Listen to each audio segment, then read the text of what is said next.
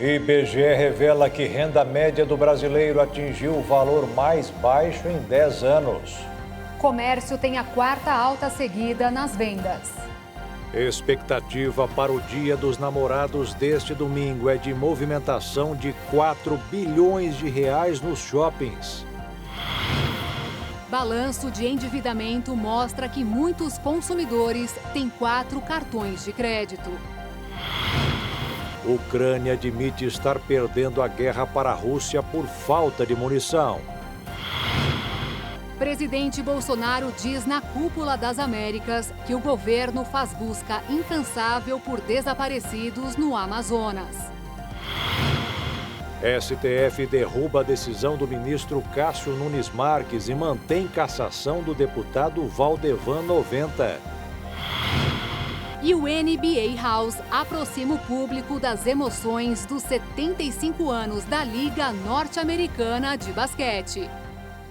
A partir de agora, no Jornal das 22.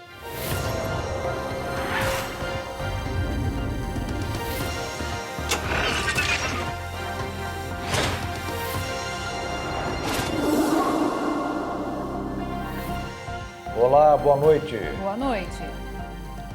Após uma reunião importante com o presidente dos Estados Unidos, Joe Biden, o presidente da República, Jair Bolsonaro, discursou na Cúpula das Américas. Entre os assuntos tratados, Bolsonaro comentou sobre o encontro com o chefe norte-americano e os esforços do governo brasileiro para conter o desmatamento da Amazônia. Durante o último dia da 9ª Cúpula das Américas, realizada em Los Angeles, nos Estados Unidos, o presidente da República, Jair Bolsonaro, abriu seu pronunciamento falando sobre seus 2 encontros com o presidente norte-americano Joe Biden. Segundo ele, o líder dos Estados Unidos mostrou uma vontade sincera de resolver os problemas internacionais. Senti no presidente Biden muita sinceridade e muita vontade em resolver certos problemas que fogem, obviamente, de total responsabilidade de cada um de nós. Mas, juntos, poderemos buscar alternativas para pôr um fim nesses conflitos. E eu acredito que todos, trabalhando dessa maneira, atingiremos os nossos objetivos. No decorrer de seu discurso, Bolsonaro comentou também sobre o desaparecimento do jornalista britânico Dom Phillips e do indigenista Bruno Pereira. Segundo ele, as Forças Armadas brasileiras estão procurando incansavelmente os desaparecidos. Desde o último domingo, quando tivemos a informação que 2 cidadãos, um britânico, Dom Phillips, e um brasileiro, Bruno Araújo, desapareceram na região do Vado do Javari, desde o primeiro momento, naquele mesmo domingo, as nossas Forças Armadas e Polícia Federal têm se destacado na busca incansável da localização dessas pessoas. Pedimos a Deus que sejam encontrados com vidas. Outro assunto que Jair Bolsonaro trouxe para o debate foi a questão da soberania brasileira sobre a Amazônia. O assunto, que havia sido tratado no dia anterior com o presidente americano, é de extrema importância para o governo brasileiro, já que, de acordo com ele, o Brasil pode alimentar até 1 bilhão de pessoas ao redor do mundo com a agricultura nacional sem utilizar a floresta tropical. Somos um dos países que mais preservam o meio ambiente e suas florestas. Temos a matriz energética mais limpa e diversificada do mundo. Mesmo preservando 66% de nossa vegetação nativa e usando apenas 27% do nosso território para a pecuária e agricultura, somos uma potência agrícola sustentável. Não necessitamos da região amazônica para expandir nosso agronegócio. Somente no bioma amazônico, 84% da floresta está intacta, abrigando a maior biodiversidade do planeta. Encerrada a agenda em Los Angeles, Bolsonaro embarcará para Orlando, na Flórida, onde deve inaugurar amanhã a vice-presidência do Consulado do Brasil. Na sequência, o presidente terá um encontro com a comunidade brasileira em Orlando. Segundo seus apoiadores, Uma motociata com a participação do presidente também está prevista. Ainda falando sobre a Cúpula das Américas, o presidente Jair Bolsonaro citou em seu discurso as liberdades individuais que sofrem um claro ataque ao redor do mundo. O deputado federal Davi Soares comentou sobre o assunto. Atualmente, vemos no Brasil, e em parte do mundo, um ataque claro às liberdades individuais, por opinar de forma diferente. Deixo aqui uma mensagem de compromisso do Brasil com a integração das Américas, como continente próspero e democrático.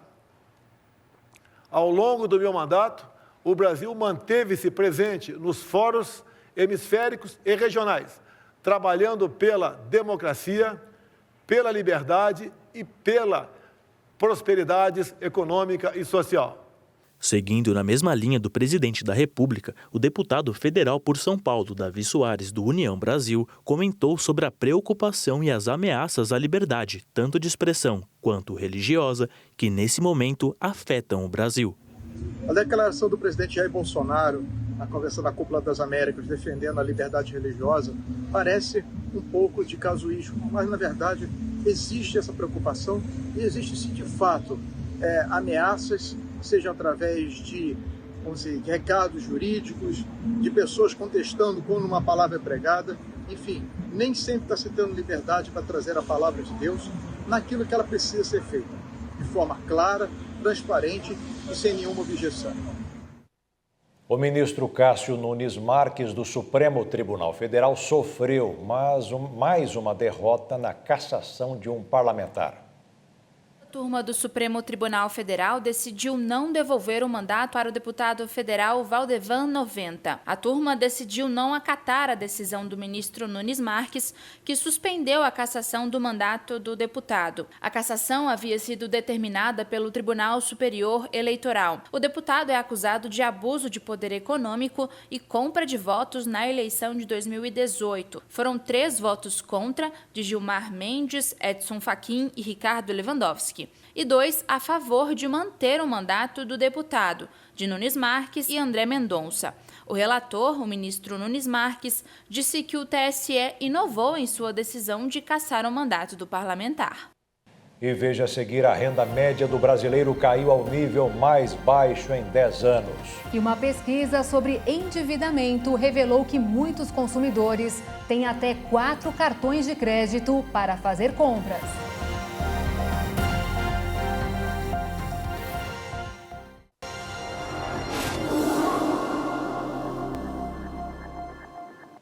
A renda do brasileiro atingiu o menor valor em 9 anos. O dado é do Instituto Brasileiro de Geografia e Estatística, o IBGE.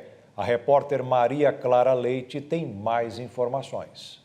O rendimento médio mensal real do brasileiro teve queda recorde de 5,1% em 2021.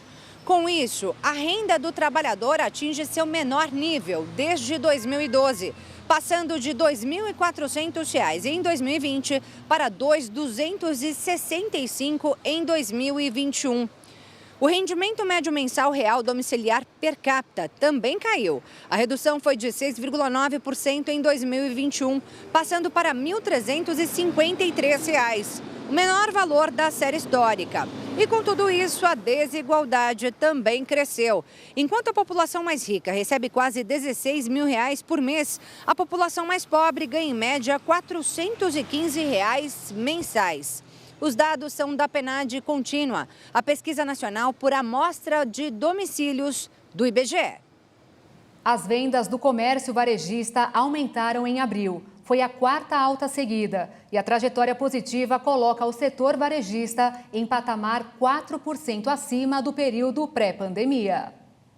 Após fechar o primeiro trimestre de 2022 em alta, o volume de vendas do comércio varejista manteve a trajetória positiva e cresceu 0,9% em abril. Segundo dados do IBGE, este foi o 4º resultado positivo seguido do setor. E no acumulado do ano, o setor opera acima do registrado em dezembro. Com a variação, o varejo se mantém em 4% acima do patamar pré-pandemia, mas ainda abaixo do pico da série, atingido em outubro de 2020. Entre as atividades acima do período pré-pandemia, destacam-se os artigos farmacêuticos, materiais de construção e outros artigos de uso pessoal e doméstico. Abaixo do nível de fevereiro de 2020, ainda operam as lojas de equipamentos e material de escritório, móveis e eletrodomésticos, tecidos, vestuários e calçados. O preço dos combustíveis foi o grande responsável pela maior alta da inflação dos Estados Unidos dos últimos 10 anos. O índice de abril aumentou 1%, gerando um acumulado de 8,6% em 12 meses. O resultado preocupou os mercados do mundo inteiro, porque indica que, para combater a inflação, o Banco Central deverá subir a taxa de juros, o que deverá levar mais investidores a tirarem dólares de outros países e levar para lá. E após esses dados de uma inflação mais fraca que a esperada no Brasil e com investidores de olho na trajetória das taxas de juros no exterior, o dólar fechou mais uma vez em alta, encerrando mais uma semana no mercado financeiro. A moeda norte-americana subiu 1,49% e encerrou o dia cotada em R$ 4,98 na venda. Já a Bolsa de Valores caiu 1,51% com 105.481 pontos. A venda de motos elétricas aumentou em 9 vezes em todo o país nos últimos meses. A novidade conquista clientes com intenção de economizar e ajudar o meio ambiente. Até maio deste ano, foram emplacadas mais de 3.000 motos elétricas no Brasil, segundo a Federação Nacional de Distribuição de Veículos Automotores, a FenaBrave. Houve um crescimento de cerca de 9 vezes, ou superior a 878%, quando comparado com o mesmo período do ano passado. Os números refletem uma tendência do consumidor na busca de uma alternativa em meio ao aumento dos preços dos combustíveis. Mas os modelos também se apoiam no apelo ecológico, diante de um cenário em que as motos convencionais com motores a combustão respondem por 21% das emissões de gás carbônico somente no trânsito de São Paulo. Apesar do aumento, as motos elétricas ainda representam um pequeno percentual do total de motos emplacadas no país. Mas os novos índices indicam que os consumidores estão dispostos a mudar de atitude. O gasto com combustíveis influencia, mas a questão da sustentabilidade também pesa, já que muitas pessoas estão preocupadas em contribuir para reduzir a emissão de gases poluentes. E o preço da gasolina também tem feito cada vez mais pessoas utilizarem a bicicleta como meio de transporte. O problema é que o número de acidentes graves envolvendo ciclistas também cresceu. O uso da bicicleta tem sido uma alternativa para quem tenta fugir dos elevados preços dos combustíveis. Mas, segundo uma pesquisa da Abramet, aumentou em 13% o número de acidentes com quem pedala. Além dos números, relatos de ciclistas mostram que os acidentes envolvendo esse meio de transporte e a impunidade têm deixado os usuários dessa prática cada vez mais apreensivos. Entre janeiro e março de 2022, 4 pessoas morreram no Distrito Federal, diferente de 2021, que registrou uma queda de 52% nos acidentes envolvendo bicicletas. Esse aumento da frota, né, foi o suficiente para que os acidentes acontecessem. Na realidade, há um desrespeito às regras de trânsito, né? O ciclista foge da via que é própria para ele e vai no meio do trânsito. Principalmente aqueles que fazem delivery, né, que têm pressa, que querem correr, estão transitando no meio dos carros, né, de maneira impossível. E um veículo que, à noite, faltando uma iluminação, né, traseira, dianteira, né, faltando um protetor, um capacete, uma proteção para que ele não vá, se for ao chão, tenha essa proteção, né? Falta de uma buzina, né? A buzina é um negócio necessário. E os deliveries estão abusando por demais, avançando o sinal, entrando do lado do ônibus, o motorista não o vê no trânsito, né? E, na realidade, nós estamos precisando aí de ciclovias, mais ciclovias e manutenção dessas ciclovias. Dados de uma pesquisa mostraram que a cada dia que passa, o brasileiro está ficando mais endividado com o cartão de crédito. E o que chama a atenção é que quase metade dos brasileiros possuem, em média, 4 cartões. No mês passado, 30% das famílias brasileiras ficaram inadimplentes, chegando ao maior número desde 2010, de acordo com a pesquisa de endividamento e inadimplência do consumidor. Em um panorama geral, mais de 70% das famílias mostraram ter dívidas, sendo elas provenientes de financiamentos ou, em sua grande maioria, de cartões de crédito. Essa porcentagem contabiliza as que deixaram de pagar as dívidas e também aquelas que pagam as contas em dia, mas são reféns de parcelamentos. O cartão de crédito é o grande vilão das finanças dos brasileiros e vem deixando muita gente no vermelho. Mesmo assim, quase metade dos consumidores tem 4 cartões de crédito ou mais, de acordo com a pesquisa da Serasa. O levantamento mostrou a relevância do cartão na vida econômica dos brasileiros, mas, ao mesmo tempo, liga o alerta sobre os riscos da inadimplência. A tendência é que a população esteja solicitando mais cartões para pagar contas que não conseguem quitar por outros meios de pagamento à vista. A principal dica para evitar o endividamento é realizar uma análise da sua vida financeira e reorganizar todos os gastos para ter uma melhor gestão. Outra forma para ficar de fora da conhecida bola de neve é ficar atento às datas de vencimento das faturas e manter, claro, o nome limpo. E veja a seguir, o governo da Ucrânia admite estar perdendo a guerra para a Rússia por falta de munição. E veja também, presidente Bolsonaro diz que o governo faz busca incansável do jornalista inglês e indigenista brasileiro que sumiram no Amazonas.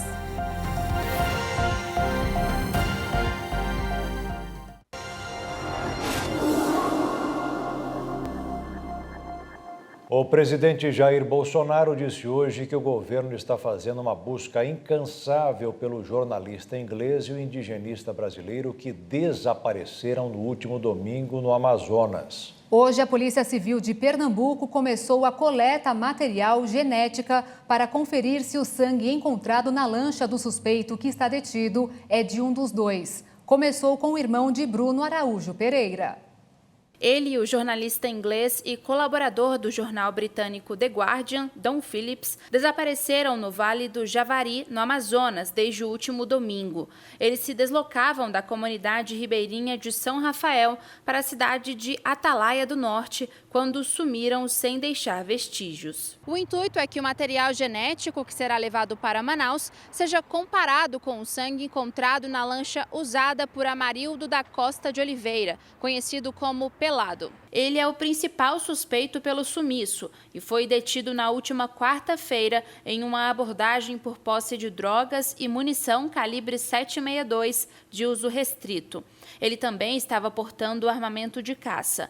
Segundo a Polícia Federal, nesta quinta-feira foram encontrados vestígios de sangue na embarcação dele. No entanto, a polícia ainda não confirmou o envolvimento dele com o desaparecimento. Durante seu discurso na 9ª Cúpula das Américas, em Los Angeles, na tarde desta sexta-feira, o presidente Jair Bolsonaro comentou sobre o desaparecimento. Desde o primeiro momento, naquele mesmo domingo, as nossas Forças Armadas e Polícia Federal têm se destacado na busca incansável da localização dessas pessoas. Pedimos a Deus que sejam encontrados com vidas. Ainda na tarde desta sexta-feira, o ministro do Supremo Tribunal Federal, Luiz Roberto Barroso, deu prazo de 5 dias para que o governo federal adote todas as providências necessárias para a localização do indigenista e do jornalista. O ministro também deu prazo de 5 dias para que o governo entregue um relatório contendo todas as providências adotadas e informações obtidas. A OCDE, a Organização para a Cooperação e o Desenvolvimento Econômico, adotou formalmente o documento que trilha os procedimentos para a entrada do Brasil no grupo. De acordo com o comunicado divulgado nesta sexta-feira, o aval foi confirmado durante reunião ministerial. A Organização para a Cooperação e o Desenvolvimento Econômico aprovou nesta sexta-feira o roteiro para a adesão do Brasil e do Peru. Já a Argentina não foi incluída no texto. O secretário-geral da OCDE, Matthias Cormann, anunciou em uma entrevista coletiva em Paris a adoção formal do roteiro para a adesão de Brasil, Croácia, Peru e Romênia. Questionado sobre o motivo que provocou o adiamento da adoção do roteiro argentino, o australiano citou algumas questões a serem resolvidas, sem dar mais detalhes. A OCDE anunciou em janeiro o início das negociações com os países para a futura adesão a este clube, atualmente com 38 membros. Este processo costuma levar alguns anos. O passo seguinte era a aprovação do roteiro que estabelece o processo e define as condições de adesão. A OCDE vai realizar exames técnicos em áreas como comércio, investimento, combate à corrupção e mudanças climáticas. A adesão à OCDE é uma bandeira do ministro brasileiro da Economia, Paulo Guedes, que em janeiro considerou que o início das discussões era um reconhecimento de que o Brasil é um grande país. A aprovação do roteiro ocorre a menos de 4 meses das eleições presidenciais, nas quais o presidente Jair Bolsonaro busca um novo mandato. O Comitê da Câmara dos Estados Unidos reforçou a culpa do ex-presidente Donald Trump pelos ataques ao Capitólio do país em janeiro do ano passado. A primeira audiência televisionada exibiu imagens inéditas do protesto e depoimentos de pessoas próximas a Trump. Foram reproduzidos uma compilação de vídeos do ataque, incluindo filmagens de câmeras de segurança que flagraram a enorme multidão pró-Trump dando início à invasão. Um material nunca visto antes. O vídeo também mostrou como os manifestantes receberam dicas diretamente do ex-presidente após um homem ter lido um tweet de Trump em um megafone para os apoiadores ouvirem. Na mensagem, Trump criticou o ex-vice-presidente dos Estados Unidos, Mike Pence, por anunciar que não anularia os resultados das eleições de 2020 enquanto presidia a sessão para certificar a vitória de Joe Biden. Em resposta à fala de Trump, seus apoiadores cantavam músicas pedindo o enforcamento de Pence. O comitê também revelou depoimentos de funcionários da Casa Branca que disseram que o ex-presidente não queria que o ataque parasse e respondeu com raiva a seus próprios conselheiros que o pediram para condenar os manifestantes. Foram divulgadas imagens que mostravam até mesmo a família de Donald Trump discordando da sua postura, como algumas falas de sua filha Ivanka Trump e seu genro Jared Kushner sobre eles não acreditarem que a eleição tinha sido roubada. 2 dos grupos de extrema-direita que comandavam os ataques também foram apresentados ao público. Eles foram acusados pelos promotores federais do Departamento de Justiça por incitar a violência e a desordem. A audiência foi a primeira de uma série que destacará as descobertas da investigação, que inclui entrevistas com mais de 1.000 pessoas sobre como Trump e sua equipe tentaram anular os resultados das eleições de 2020 de várias maneiras. A batalha pelo Donbás ucraniano continua. Enquanto Moscou segue investindo em guerra de artilharia, o governo de Kiev tem se sentido cada vez mais fraco com o esgotamento rápido de recursos. O governo ucraniano teme ainda que o cansaço ocidental com o conflito afete a tão importante ajuda militar que o país recebe. Até admite estar perdendo a guerra por falta de munição. As forças ucranianas resistem na importante batalha do Donbás. O presidente Volodymyr Zelensky garantiu que as tropas se mantêm firmes contra as forças russas na estratégica cidade de Severodonetsk, onde são travados combates que podem determinar o destino da região mineradora.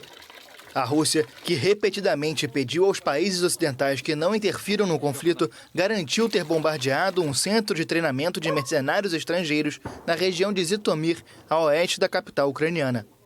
Em Kiev, o ministro do Interior declarou que a capital não corre perigo imediato, ainda que as tropas mantenham uma linha de defesa ao redor da cidade. Em Moscou, o presidente russo comparou as suas ações com as do czar Pedro o Grande, que no século XVIII lutou contra a Suécia e ocupou parte do território. Quando ele fundou a nova capital, nenhum dos países europeus reconheceu o território como Rússia, todos reconheciam como Suécia. Mas desde o começo dos tempos, havia gente vivendo ali, junto com os povos fino-úgricos, e esse território estava sob o controle do Estado russo. A Rússia concentra o ataque em Severodonetsk e na vizinha Lysychansk, posições cruciais na conquista do Donbass, formado pelas províncias de Luhansk e Donetsk, controladas parcialmente por rebeldes pró-Rússia desde 2014. As tropas russas controlam parte deste antigo centro industrial e destruíram parte do Palácio de Gelo, um dos símbolos da região. E veja a seguir, expectativa para o Dia dos Namorados deste domingo é de movimentação de 4 bilhões de reais nos shoppings. E ainda, o NBA House aproxima o público das emoções dos 75 anos da Liga Norte-Americana de Basquete.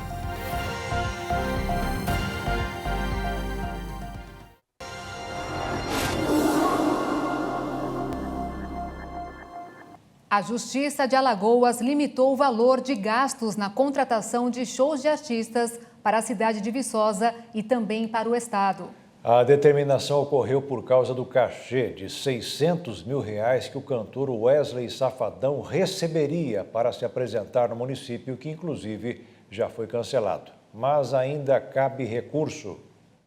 Segundo a decisão, o município de Viçosa não pode ultrapassar R$100 mil na contratação geral de artistas. Se o espetáculo for pago pelo governo estadual, o limite sobe para 50 mil. A juíza Juliana Batistella Guimarães de Alencar também determina que o descumprimento da decisão acarreta multa de R$100 mil.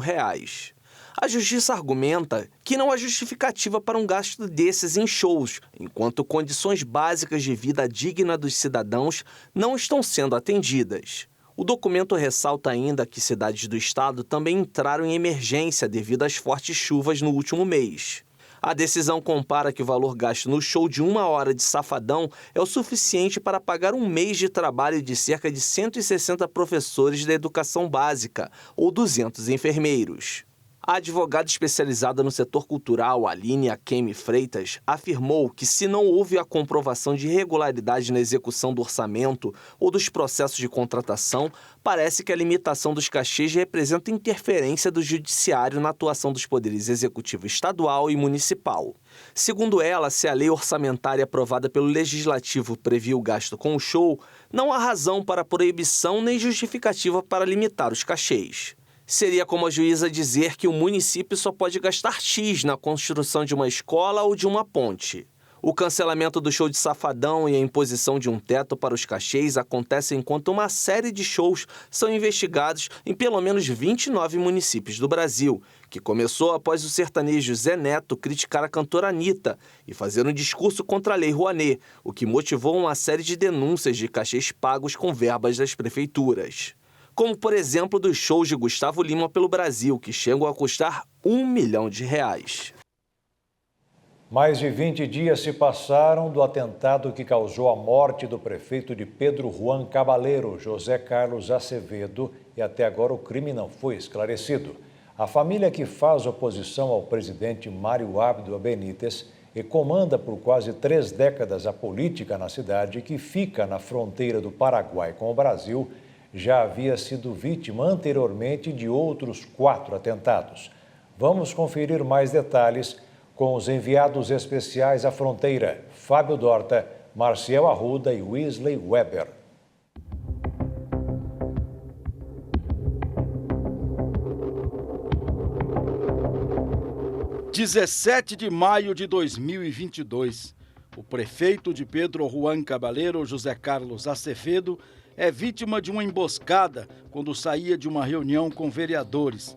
Leva 7 tiros de pistola e morre 5 dias depois nesta clínica no centro da cidade. Ele tinha 53 anos e estava no 4º mandato consecutivo. Este foi mais um capítulo da história cheia de mistérios e muita violência que envolve a família Acevedo. O clã domina há pelo menos 3 décadas a política no departamento de Amambai, que é como os estados são chamados no Paraguai. Filiados ao Partido Liberal, fazem oposição ao governo do presidente Mário Abdo Benítez, do Partido Colorado. No dia do atentado, o governador de Amambai, Ronald Acevedo, irmão de José Carlos, culpou o presidente e disse acreditar que o crime teve motivações políticas. Ele ainda cobrou investigações rápidas e eficientes da polícia paraguaia. Já se passaram mais de 20 dias. Algumas pessoas foram presas, mas o crime parece longe de ser elucidado.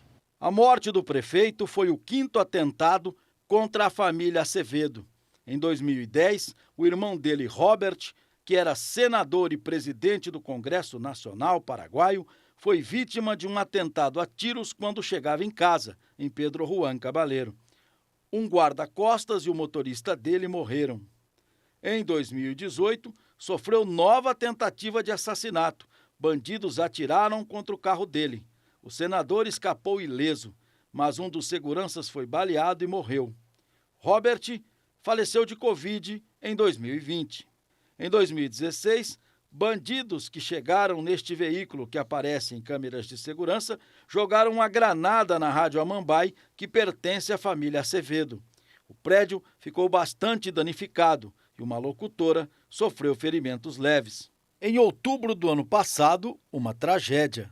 Ailê Carolina Acevedo Yunes, de 21 anos, filha do governador, e outras 3 pessoas foram assassinadas em uma chacina na frente de uma boate. Mãe de Ailê e esposa do governador, Mariba Yunes é presidente da Câmara Municipal de Pedro Juan Cabaleiro e assumiu o cargo de prefeita interina até que sejam convocadas novas eleições, o que deverá acontecer nos próximos meses.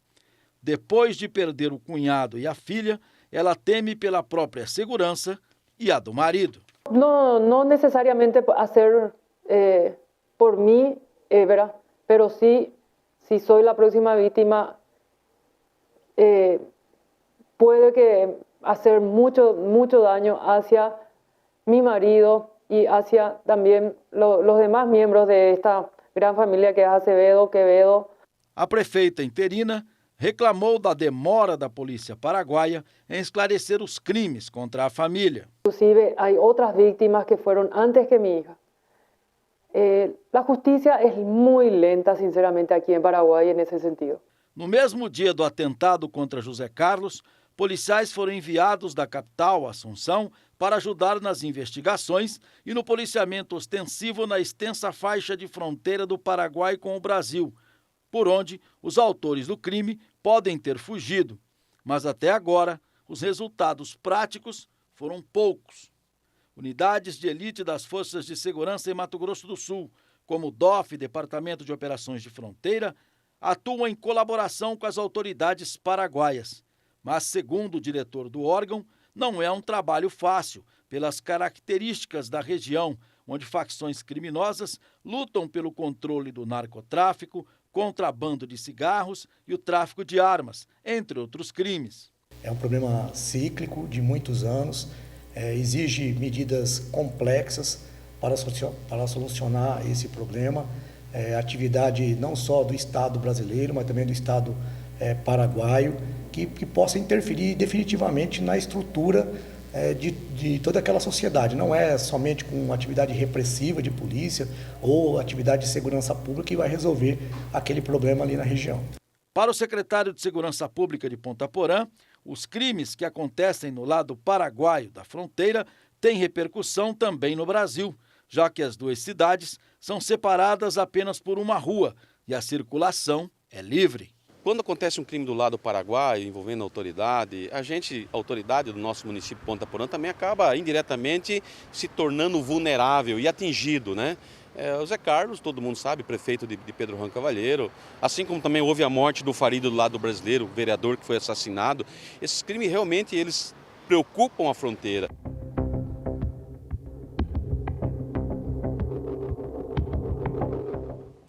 Agora é oficial. O Flamengo anunciou hoje que o novo técnico do time é Dorival Júnior. Ele vai substituir o português Paulo Souza, que foi demitido e saiu levando R$7 milhões e 700 mil de multa. Esta será a terceira vez que Dorival Júnior tentará comandar o time, onde já acumulou várias desavenças com os jogadores. O NBA House, realizado em São Paulo, celebra os 75 anos da Liga Norte-Americana de Basquete e traz para mais perto do público a emoção da modalidade. No clima da final entre Boston Celtics e Golden State Warriors, o repórter Leonardo Félix foi conferir o evento. torcedor brasileiro que ama os times da NBA tem uma casa para chamar de sua. O espaço instalado no estacionamento de um shopping center serve para alimentar a paixão pelo esporte e celebrar o passado e o presente da modalidade. Estar na NBA House é uma experiência única para os fãs do basquete norte-americano. Quem visita a casa montada aqui na zona oeste da capital paulista vai poder fazer uma imersão nos 75 anos da história da liga. Os astros do esporte são homenageados em quadros, roupas e itens especiais, como a Diamond Ball, uma bola cravejada de diamantes que está rodando o mundo para marcar a data comemorativa da NBA. Além dos objetos em exposição, há diversas atividades para os fãs, em brinquedos, em locais para tirar fotos para as redes sociais e, é claro, um espaço reservado para você mostrar que é bom de bola. Mas a maior experiência do esporte é torcer pelo seu time de coração. E na NBA não é diferente. Acompanhamos o terceiro jogo da final da liga. Entraram na quadra o Boston Celtics, o maior campeão da história, empatado com o Los Angeles Lakers, com 17 títulos, e o Golden State Warriors, sensação da última década. O time da Califórnia busca o seu quarto título nos últimos 7 anos. Quem levará melhor? O jovem Jason Tatum ou o experiente Stephen Curry? A torcida estava ansiosa pelo jogo e falou de suas expectativas para a decisão desta temporada. Sou torcedor do Celtics desde 2010, mais ou menos, quando meu irmão me mostrou um pouco do basquete, eu me apaixonei. Acho que a série vai ser incrível hoje, vai levar Celtics de novo. Bem esperançoso, pensando que o Warriors pode virar a série nesse momento e ganhar a vantagem de jogar na casa do Boston. O Boston começou de forma arrasadora e chegou a abrir 17 pontos de vantagem na parte inicial da partida. Mas no terceiro quarto o cenário mudou. O Golden State encostou e passou à frente. Mas a reação foi por pouco tempo. No fim, a torcida celta comemorou a vitória por 116-100. Esse é um resultado gigantesco para estar nessa liderança 2-1. Próximo jogo é em Boston. Se Deus quiser, a gente leva 3-1. É uma vantagem zaça. A final entre Celtics e Warriors segue disputada e promete muito equilíbrio até o fim da série melhor de 7. E você pode sentir essa emoção na NBA House, que funciona até o dia 19 de junho.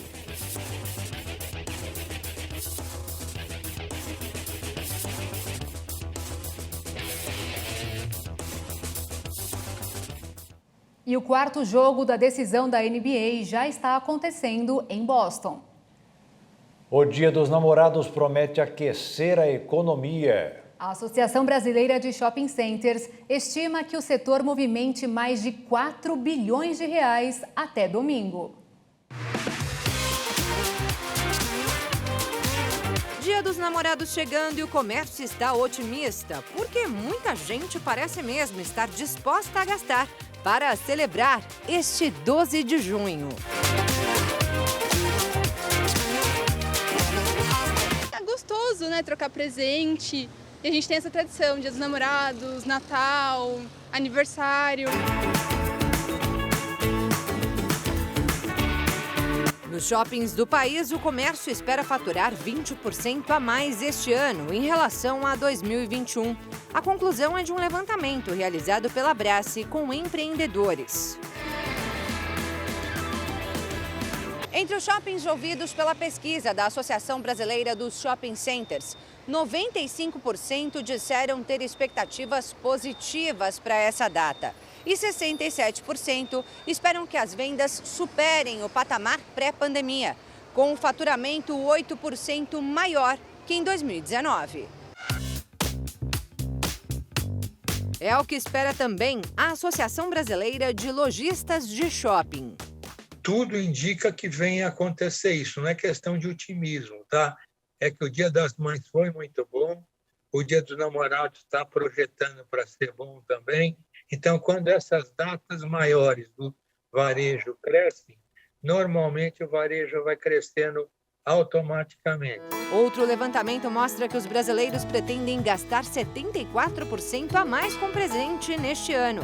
E a previsão é que o ticket médio seja superior a R$ 200. A Tiffany, que vai dar 2 presentes ao namorado, confirma o dado. Pretende gastar quanto esse ano, então? uns R$300. Segundo a Associação Brasileira de Lojistas de Shopping, entre os itens mais comprados nessa data estão moda masculina e feminina, calçados, perfumes e cosméticos, games e outros produtos tecnológicos. Também na área de serviços, a gente tem restaurantes e barzinhos. Só que nem todo mundo espera gastar neste Dia dos Namorados. Uma pesquisa feita pela Associação Comercial de São Paulo, com 1.700 pessoas de todo o país, mostra que quase metade não vai presentear o amado. Mas segundo este casal, que chega de mãos dadas depois de 40 anos de casamento, uma relação duradoura só pode ser construída com ingredientes que vão muito além dos mimos. Eu gosto, tem que estar apaixonado, sabe aquela coisa de esfriar a barriga? E segundo, precisa ser honesto um com o outro. Minha palavra é cumplicidade, para manter uma relação e para o namorado ficar bem. Aí vira dois e vira um, né? Para a vida toda. Para a vida toda.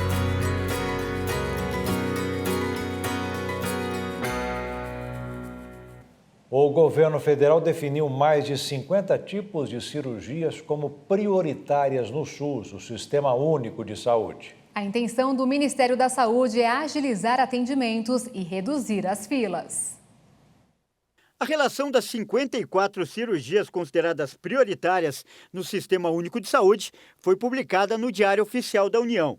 E entre os procedimentos estão a correção cirúrgica de estrabismo, tratamento de varizes, deformidade da coluna, vasectomia e laqueadura tubária. De acordo com a publicação, a escolha das cirurgias levou em conta a grande demanda reprimida e as filas de espera significativas. O objetivo é aprimorar o acesso e a qualidade assistencial para os pacientes. Com as mudanças, alguns procedimentos foram retirados da lista de prioridades, alterando ainda os valores do serviço hospitalar necessário para cada operação. Também ficou estabelecido que os recursos a serem incorporados ao limite financeiro anual são de R$ 336.800.000. De acordo com a portaria, os tratamentos devem ser financiados pelo Fundo de Ações Estratégicas e Compensação durante 6 meses, para a formação da série histórica necessária à sua incorporação ao limite financeiro de média e alta complexidade. E uma máscara criada na Universidade de São Paulo para conter a Covid se mostrou eficaz para conter também o vírus da gripe. Diante do aumento significativo do número de casos de Covid-19 no país, vários governos municipais voltaram a recomendar o uso de máscara em ambientes fechados. Uma orientação que também pode ajudar a conter o avanço do vírus influenza. A boa notícia é que existe uma máscara capaz de inativar os 2 vírus, chamada de Fitamask, desenvolvida no Instituto de Química da Universidade de São Paulo, em parceria com a empresa Golden Technology. Seu tecido é revestido por um composto químico capaz de eliminar as partículas virais no momento em que elas entram em contato com a proteção, fazendo a camada mais externa do vírus ser destruída em questão de segundos, impedindo sua propagação. Os testes realizados nos últimos 2 anos pelo Instituto de Ciências Biomédicas da USP comprovaram que a proteção facial tem 99% de eficácia contra a Covid-19 e suas variantes Ômicron, Delta, Gama e Zeta. A porcentagem de eficácia também foi a mesma com o vírus da influenza. Os desenvolvedores do EPI acreditam que no futuro acontecerão surtos intercalados de Covid-19 e de influenza e, por isso, é importante que a sociedade continue usando máscara, principalmente em ambientes de maior risco, como hospitais, transporte público e aeroportos. E o Jornal das 22 termina aqui. Obrigada pela sua companhia em mais uma semana. Um ótimo fim de noite e fim de semana para você. Se cuida e até segunda. Uma boa noite, fique na paz. Tchau.